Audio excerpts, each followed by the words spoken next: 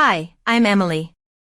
If someone told me a year ago that my life would unravel because of my best friend's dad, I would have laughed in their face. But here I am, about to tell you a story that still makes my heart race every time I think about it. It's a story of friendship, secrets, and one decision that changed everything. Sarah and I were inseparable. We weren't just friends, we were like sisters. We met in college, and from the first day, it felt like we'd known each other forever. Sarah had this effortless charm, the kind that drew people to her. But she always said I was her rock, the one person she could trust with anything. And honestly, I felt the same about her. Her family? Perfect on the outside. They lived in a stunning house in the suburbs, with a garden that looked like it was straight out of a magazine. Her mom, Linda, was sweet but always busy with charity events. And then there was her dad, Mark. The first time I met Mark, I couldn't quite put my finger on it, but there was something about him. He wasn't just handsome, he was magnetic. The kind of man who could walk into a room and own it without saying a word. His smile was warm, but his eyes, they had this intensity that made you feel like he could see right through you. Sarah adored her dad, and she'd often gush about how he was her hero. I thought it was sweet, until I started spending more time at their house. At first, it was just little things. The way he'd glance at me when he thought no one was looking, or how he'd make casual comments that felt loaded.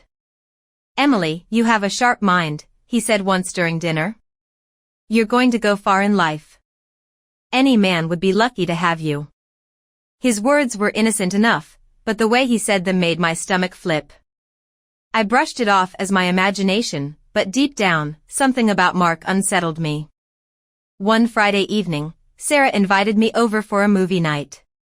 It was one of those cozy nights we loved, popcorn, face masks, the works. But just as we were getting comfortable, Mark walked into the living room. He was dressed casually, but there was a confidence in his stride that made it impossible not to notice him.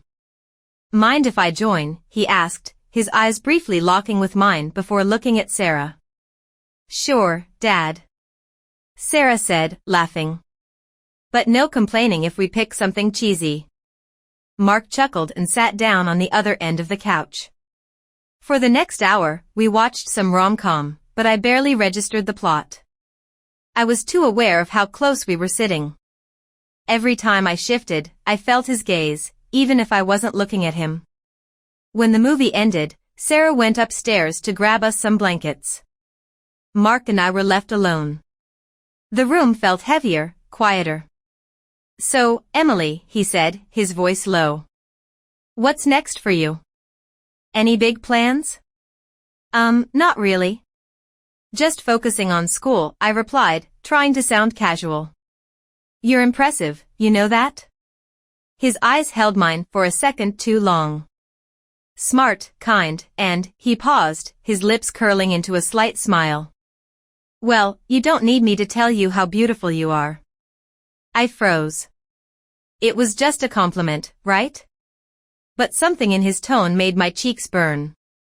I laughed nervously and mumbled something about needing to help Sarah. As I got up, I felt his eyes follow me out of the room. That night, I couldn't shake the feeling that Mark was testing me, like he was waiting to see how I'd react. And the worst part? A tiny part of me liked the attention. The next morning, Sarah and I were in the kitchen when Mark walked in.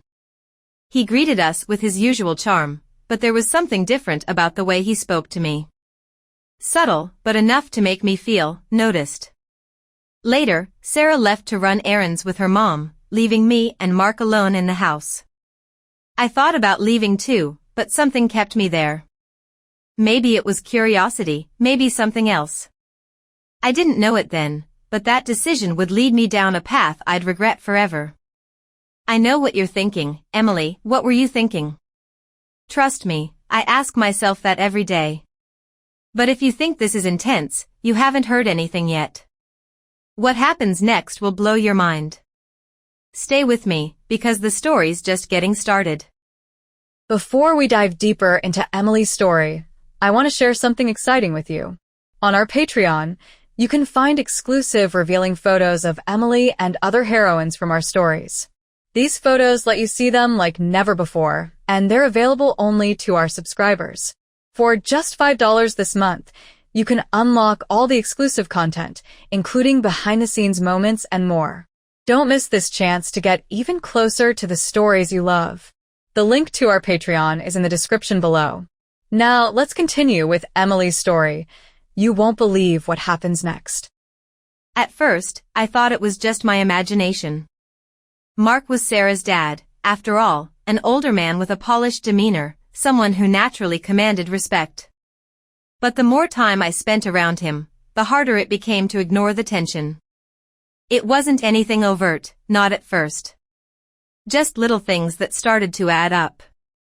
He'd linger in the room a second longer than necessary after Sarah left, his eyes locking with mine as if waiting for me to say something. Sometimes, during family dinners, I'd catch him watching me from across the table. When I looked back, he didn't turn away. He smiled instead, a slow, deliberate smile that made my stomach tighten. One afternoon, Sarah and I were lounging by the pool at her house. It was one of those perfect summer days, blue skies, the scent of sunscreen, and lazy laughter. Mark came outside, holding a tray of iced tea. I didn't think much of it until he handed me a glass and said, "You look like you belong here, Emily. Like you're part of the family." His tone was casual, but the way he said it made my cheeks burn. Sarah, oblivious as always, just laughed. "Dad, stop embarrassing her." But it didn't feel like embarrassment. It felt like something else, something I wasn't ready to admit. Later that evening, I was in the kitchen helping Sarah's mom prepare dinner. Mark walked in, his tie loosened, his sleeves rolled up. He grabbed a drink from the fridge and leaned against the counter, his eyes flicking to me every few seconds. "Emily," he said, his voice low and warm, "you're always so helpful. I don't know what we'd do without you around here." Linda, busy chopping vegetables, didn't notice the way his words hung in the air. But I did. My pulse quickened, and I forced a laugh. Just trying to earn my keep. He smiled at that, a private smile that felt meant only for me. That night, as Sarah and I were getting ready for bed, I couldn't shake the feeling that Mark was testing me, like he was carefully towing a line to see how far he could go. I wanted to tell Sarah, to ask if she'd noticed anything strange. But how could I bring it up without sounding paranoid or, worse, interested? The following week, Sarah invited me over for a family barbecue. It was a small gathering, just the four of us. Mark manned the grill while Linda fussed over the table settings. Sarah and I sat on the patio, sipping lemonade and talking about school. But even as we laughed and chatted, I could feel Mark's presence. Every time he glanced my way, I felt it like a spark under my skin. At one point, I got up to grab more napkins from the kitchen. Mark followed me inside. I didn't realize he was there until I turned around and nearly bumped into him. "Sorry," I said quickly, taking a step back. "No need to apologize," he said, his voice soft. His eyes searched mine, and for a moment, neither of us moved. Then he leaned closer, just enough to make my heart race. "You're different, Emily. Not like the other girls Sarah brings around. You're special." My breath caught in my throat. I didn't know what to say, so I didn't say anything. I grabbed the napkins and hurried back outside, my cheeks burning. That night, I lay awake replaying the scene over and over. Was I imagining things? Reading too much into his words? But deep down, I knew the truth. Mark wasn't just being friendly. He was flirting with me, testing the waters. And the worst part? A tiny, shameful part of me liked it. Over the next few days, his attention became more obvious. He'd find excuses to be near me, offering to drive Sarah and me to the mall, joining our conversations even when Linda wasn't around. His comments became more personal, more pointed.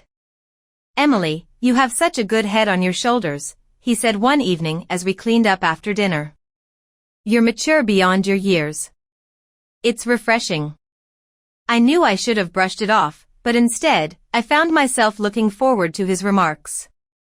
They made me feel seen, like I was special in a way I'd never been before. But with that feeling came guilt, guilt for enjoying his attention, guilt for keeping it from Sarah. I told myself it was harmless, just a little harmless flirting. But deep down, I knew this was a game I wasn't ready to play. And then, one day, Mark said something that left no room for interpretation. I was alone in the living room, scrolling through my phone, when he walked in. He sat down across from me, his expression unreadable. For a moment, he didn't say anything, just watched me. Then, in a voice that sent shivers down my spine, he said, "You're stunning, Emily. Do you know that?" I looked up, startled. "What?" "I'm just saying what I see," he said with a shrug. "You're beautiful. Any man would be lucky to have you." I opened my mouth to respond, but no words came out. His gaze was steady, unflinching, as if daring me to react. And in that moment, I realized something. This wasn't just a game to him. He meant every word. My mind raced. I wanted to confront him, to tell him this was wrong. But instead, I just sat there, frozen, as the line between right and wrong blurred even further. If I'd known what was coming, I would have walked away right then and there. But I didn't. And what happened next changed everything. There's something intoxicating about attention, especially when it comes from someone who shouldn't be giving it to you. It's dangerous, electrifying, and impossible to ignore. That's what Mark's gaze felt like. Every time he looked at me, I felt like the only person in the room. And I hated how much I liked it. At first, I told myself it was innocent. Harmless. I wasn't doing anything wrong, was I? But the way I started dressing when I went to Sarah's house told another story. I began putting a little more effort into my outfits, fitted dresses, shorter skirts, tops that showed just enough skin to make my intentions ambiguous. I told myself it was for me, but deep down, I knew better. Mark noticed. Of course he did. He noticed everything. And I noticed the subtle changes in him, too. The way his smile lingered just a little longer. The way his eyes traveled over me, his jaw tightening slightly before he looked away. It was like we were playing a game without saying a word. One afternoon, Sarah and I were sitting by the pool, chatting about nothing in particular. I was wearing a new swimsuit, bright red, bold, impossible to miss. Mark came outside, holding a drink, and for a moment, he froze. His eyes locked on me, and I felt a rush of heat that had nothing to do with the sun. "Nice swimsuit," he said casually, but there was a sharp edge to his tone. I glanced at Sarah, hoping she hadn't noticed, but she was scrolling through her phone, oblivious as always. "Thanks," I replied, meeting his gaze head-on. I don't know what I was expecting, but the way his lips curved into a knowing smile sent a shiver down my spine. I looked away first, my heart pounding. That night, I couldn't stop thinking about the way he'd looked at me. It wasn't just desire, it was something darker, something that made me feel both powerful and terrified. I knew I was playing with fire, but I couldn't stop myself. Every time I saw him, it felt like stepping closer to the edge of a cliff. And part of me wanted to jump. The next day, Sarah had to leave for work early, but I stayed behind to finish an essay for school. I was sitting in the kitchen, typing on my laptop, when Mark walked in. He was wearing a plain t-shirt and jeans, his hair still damp from a shower. He looked relaxed, casual, dangerous. "Morning," he said, his voice warm. "Did Sarah leave already?" "Yeah," I replied, trying to sound casual. "She had an early shift." "Guess it's just us then," he said, pouring himself a cup of coffee. The way he said it made my stomach flip. He leaned against the counter, watching me with that same intensity that made it impossible to breathe. I focused on my laptop, pretending to type, but I could feel his eyes on me. Finally, he spoke. "You know, Emily," he said, his voice low, "you've grown up a lot since I first met you. You're different now. I looked up, my pulse quickening. Different how? He smiled, taking a sip of his coffee. More confident. More sure of yourself. It suits you. I didn't know what to say, so I just nodded, my cheeks burning. He didn't move, didn't look away. It felt like the air between us was crackling, charged with something unspoken. I should get back to my essay, I said finally, my voice shakier than I wanted it to be. Of course, he said, but he didn't leave. He just stood there, watching me, like he was daring me to say something more. When he finally walked out, I let out a breath I hadn't realized I was holding. My hands were shaking, and I couldn't focus on my essay anymore. All I could think about was the way he'd looked at me, like he was waiting for me to make the next move. And the worst part? I wanted to. Over the next few days, the tension between us only grew. It was in the way he brushed past me in the hallway, his hand grazing my arm. The way his voice softened when he said my name. The way our eyes met and lingered just a little too long. I knew it was wrong, but I couldn't help myself. I started seeking him out, finding excuses to be in the same room. One evening, we were all sitting in the living room watching a movie. Sarah had fallen asleep on the couch, her head resting on a pillow. Mark was sitting next to me, his arm draped casually over the back of the sofa. It was innocent, at least, it looked that way. But the warmth of his arm so close to mine made it impossible to concentrate. As the movie played, I felt him shift slightly. His hand brushed against my shoulder, and I froze. It was barely a touch, but it felt deliberate. I glanced at him, my heart pounding. He didn't look at me, but the corners of his mouth curved into a faint smile. For a second, I thought about leaning into him, letting myself cross the line I'd been dancing around for weeks. But then I glanced at Sarah, asleep and completely unaware, and guilt crashed over me like a wave. What was I doing? This was her dad. Her dad. And yet, every time I told myself to stop, I found another reason to keep going. If I'd known where this would lead, I would have walked away then and there. But curiosity is a powerful thing. It makes you ignore the warnings, the red flags, the voice in your head screaming at you to turn back. And before I knew it, I was in too deep. You think this is bad? Trust me, it gets worse. Much worse. Stay with me, you won't believe what happens next. It happened on a Sunday afternoon, one of those lazy, quiet days where nothing much was supposed to happen. Sarah was out running errands with her mom, and I stayed behind to work on a project. I thought I'd be alone for a few hours, but Mark came home early. I was sitting at the dining table, papers and notebooks spread out in front of me, when I heard the door open. Mark walked in, carrying a grocery bag.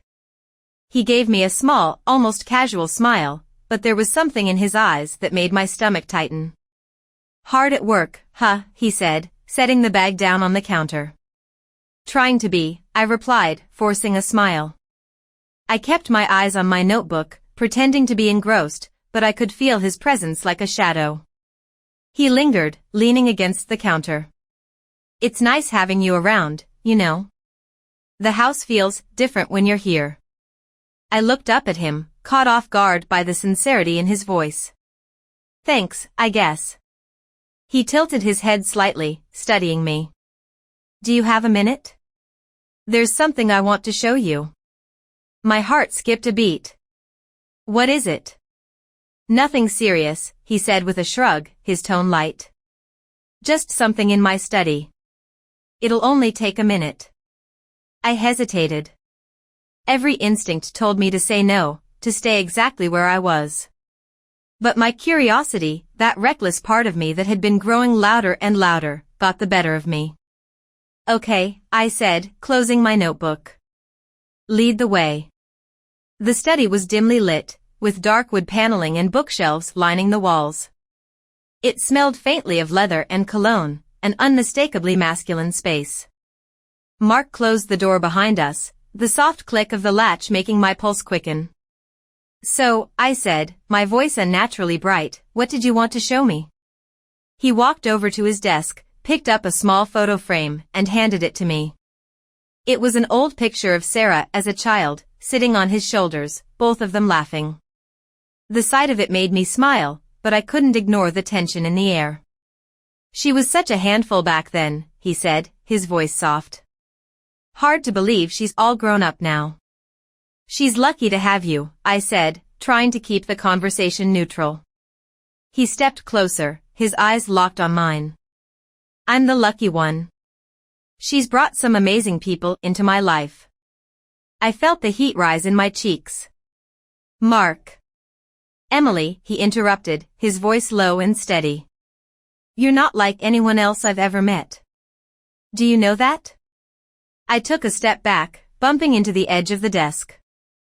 "I don't think." "Don't overthink it," he said, cutting me off again.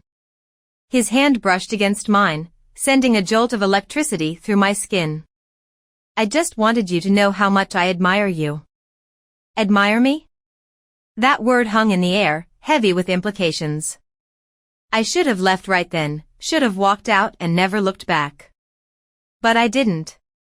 I couldn't. Instead, I stood there, frozen, as he took another step closer. His hand moved to my shoulder, then slid down to my arm. His touch was firm but gentle, and it made my heart race in a way I couldn't control. "This feels wrong," I whispered, more to myself than to him. "Does it?" he asked, his voice barely above a whisper. "Because it doesn't feel wrong to me." I looked up at him, my mind a storm of conflicting emotions. Part of me wanted to push him away, to tell him to stop. But another part, a darker, more reckless part, wanted to see where this would go. He leaned in, his face so close that I could feel his breath on my skin. "You can walk out if you want," he said softly. "But if you stay..." His words trailed off, leaving the decision hanging in the air. My heart was pounding so loudly I was sure he could hear it. I should have walked away. I wanted to walk away. But instead, I stayed. What happened next is something I'll carry with me forever. It wasn't romantic or passionate, it was messy, complicated, and riddled with guilt. I thought I could handle it, that I was in control. But the moment it was over, I realized how wrong I was. I didn't feel powerful or desired. I felt empty. Hollow. Like I'd crossed a line I could never uncross. As I left the study, I avoided his gaze. I didn't say a word, and neither did he. But the silence was deafening, filled with the weight of what we'd just done. I ran upstairs to Sarah's room and locked the door behind me, my hands shaking as I tried to process what had just happened. I thought I could pretend it didn't matter, that it didn't mean anything. But deep down, I knew the truth. I'd made a mistake, one that would change everything. And the worst part? This was only the beginning. I knew I shouldn't have gone back to the house that day. Every fiber of my being told me to stay away, to come up with some excuse. But Sarah had begged me to hang out, just like old times, and I couldn't say no. Or maybe I didn't want to. The air between Mark and me had been tense ever since that moment in his study. We avoided being alone together, exchanging polite nods, but never looking each other in the eye. I thought maybe that was it, that we'd silently agreed to pretend it never happened. I thought we'd buried it. But I was wrong. It was late in the afternoon when Sarah got a call from work. Someone had called in sick, and she was asked to cover their shift. "I'll only be gone a few hours," she said, grabbing her bag. "Hang out, relax. Dad's here if you need anything." My stomach dropped the moment the door closed behind her. The house felt too quiet, the silence suffocating. I tried to focus on the TV, flipping through channels, but my mind was racing. I could hear footsteps upstairs, slow and deliberate. Mark was home. And then, as if summoned by my thoughts, he appeared at the bottom of the stairs. "Everything okay?" he asked, his voice calm, casual. "Yeah," I replied, forcing a smile. "Just waiting for Sarah to get back." He nodded but didn't move. He stood there for a moment, his eyes scanning the room before settling on me. Want a drink? I was about to pour myself a glass of wine. I hesitated. Sure, why not? He disappeared into the kitchen, and I let out a shaky breath. This was fine. It was just a drink. Nothing more. But the moment he returned, handing me the glass, I knew I was lying to myself. Mark sat down next to me on the couch, closer than he needed to. The warmth of his presence was overwhelming, his cologne faint but intoxicating. We talked at first, the conversation light and meaningless. But as the wine flowed, the space between us seemed to shrink. You've been avoiding me, he said suddenly, his voice low. What? I laughed nervously, avoiding his gaze. I haven't. Yes, you have. He leaned in slightly, his eyes locked on mine. Did I scare you? In the study? My heart was pounding so loudly I was sure he could hear it. No, I said quickly, though my voice betrayed me. He smiled, a slow, knowing smile that made my skin prickle. Good, he said softly. Because that's the last thing I'd ever want. The room felt impossibly small, the air thick with something I couldn't name. I should have stood up, made an excuse, left. But instead, I stayed. I stayed because part of me wanted to know what would happen next. The moment his hand brushed against mine, everything else faded away. The world outside that room ceased to exist. I don't know who moved first, maybe it was him, maybe it was me. All I remember is the way his lips felt against mine, the heat of his touch, the way my heart raced as every boundary I'd set for myself shattered. It wasn't romantic or passionate. It was messy, rushed, and filled with a kind of desperate urgency. And the entire time, somewhere in the back of my mind, a voice was screaming at me to stop. But I didn't listen. When it was over, the silence was deafening. I sat there, wrapped in the stillness, my thoughts a chaotic blur. Mark said something, I don't even remember what, but I couldn't respond. I felt cold, empty, like I'd just made the biggest mistake of my life. I stood up, avoiding his gaze. I should go, I muttered, my voice barely above a whisper. Emily, he started, but I didn't let him finish. I grabbed my bag and left the room, my hands trembling as I stumbled out the door. That night, I couldn't sleep. I lay in bed, staring at the ceiling, replaying every moment in my head. It wasn't what I'd imagined it would be. It wasn't thrilling or exciting, it was suffocating. All I could feel was guilt. Guilt for Sarah, for myself, for crossing a line I could never uncross. I hated Mark for what he'd done, but more than that, I hated myself for letting it happen. I'd thought I was in control, that I could handle whatever game we were playing. But now I realized I was never in control. I was a fool. The next morning, when Sarah texted me asking if I wanted to hang out, I couldn't bring myself to respond. I stared at her message, my chest tightening with a sense of dread. How could I face her now? How could I look her in the eye knowing what I'd done?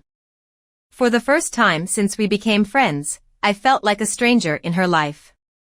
And I knew that things would never, ever be the same again. I thought I could pretend it never happened. That I could bury it deep inside me, let time erase the guilt and shame. But secrets have a way of surfacing, no matter how hard you try to keep them hidden.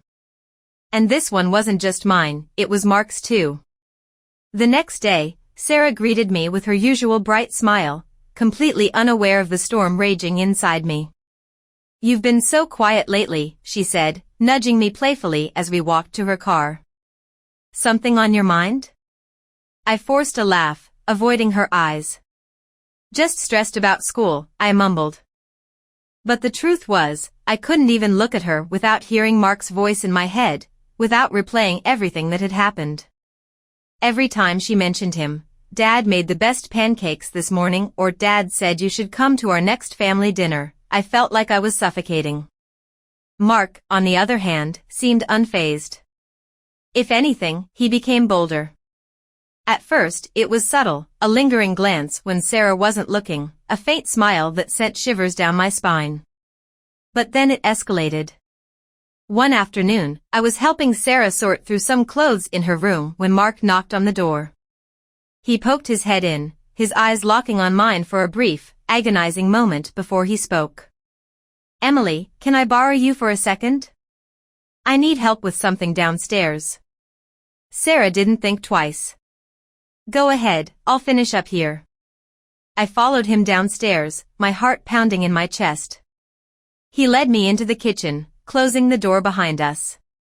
For a moment, neither of us spoke. Then he turned to me, his expression calm but intense. "Are you okay?" he asked, his voice low. I stared at him, struggling to find the right words. "Mark, whatever this is, it has to stop." He stepped closer, his eyes searching mine. "You can't tell me you didn't feel it too." I looked away, my hands trembling. "It doesn't matter what I felt.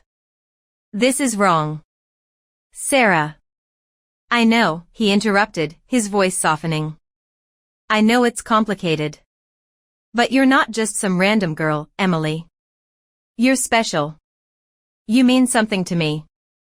His words cut through me like a knife, and for a moment, I almost believed him.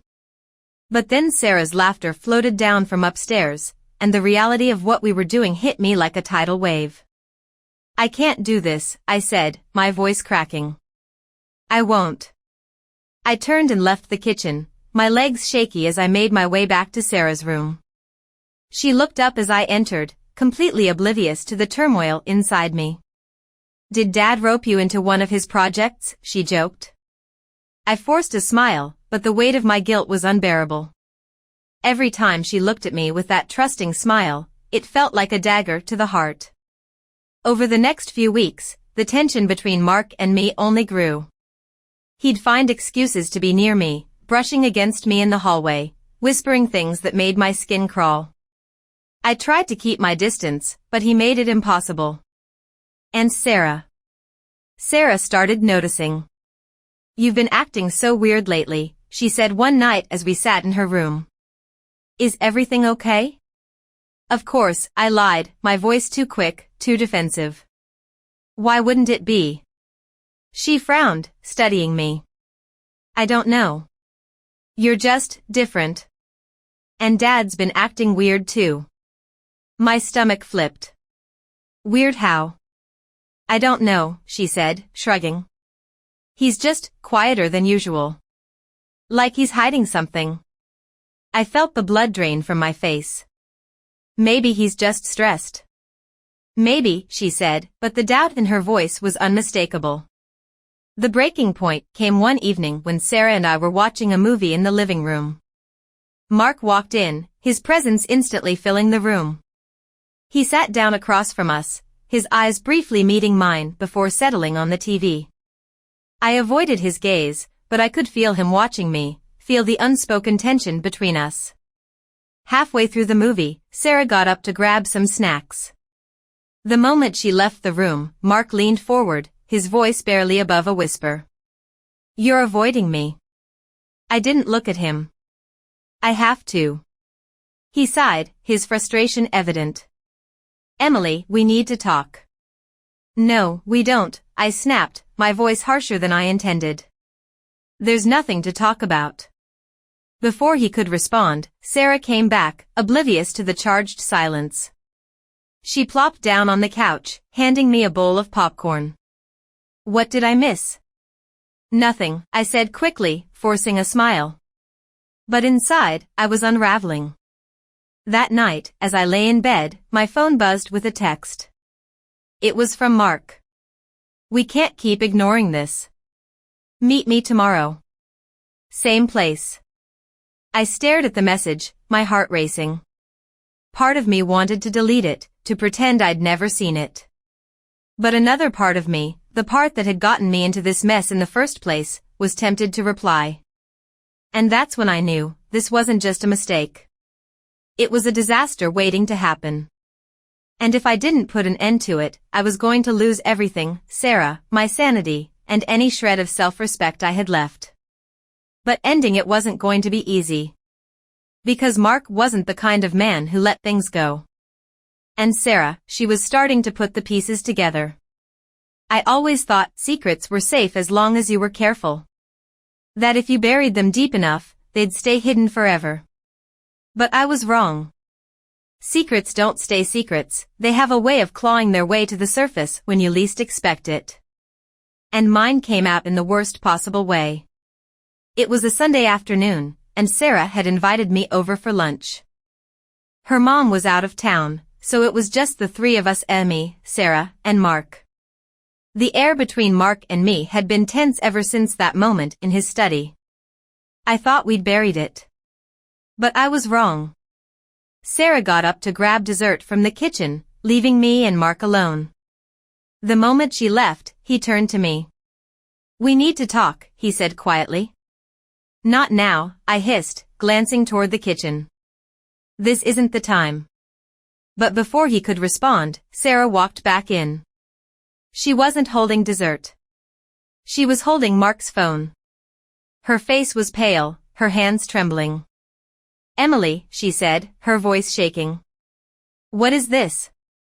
She held up the screen, and my heart stopped. There it was, a message from me to Mark. It wasn't explicit, but it was enough. Enough to confirm everything. Enough to destroy everything. "Sarah," I started, my voice barely above a whisper. "I can explain." "Explain what?" she snapped. "That you've been sneaking around with my dad? That you've been lying to me this whole time?" Tears welled up in her eyes, but her face was hard. Only betrayal. Only anger. "I trusted you, Emily. You were my best friend. And you," she turned to Mark, her voice breaking. "You're my father. How could you?" Mark stood there, frozen, his face pale. For the first time, he looked like he didn't have the answers. Like he didn't know how to fix this. "Sarah," he began, but she cut him off. "Don't," she said coldly. "I don't want to hear it. From either of you." She stormed out, slamming the door behind her. The sound echoed through the room, leaving a deafening silence. For the next few days, I didn't hear from Sarah. I tried calling, texting, even stopping by her apartment, but she didn't answer. She'd blocked me on every platform, erasing me from her life as if I'd never existed. Mark, too, disappeared. He stopped calling, stopped texting. It was as if he wanted to pretend none of it had happened. And maybe that was for the best. I was alone. Completely and utterly alone. Looking back, I can see how selfish I was. I'd convinced myself that what I was doing didn't matter, that no one would get hurt. But I was wrong. I hurt Sarah, I hurt myself, and I destroyed a friendship that had meant everything to me. If I could go back, I would do everything differently. I would never have crossed that line. But the truth is, you can't go back. You can't undo the damage. All you can do is live with the consequences. So, here's my message to you: don't let curiosity or desire cloud your judgment. Don't risk losing the people who matter most for something that will only leave you empty. Trust is fragile, and once it's broken, it's almost impossible to repair. And Sarah, if you ever see this, I'm sorry. I'm so sorry. What do you think? Was there any way I could have fixed things with Sarah? Would you have handled it differently? Let me know.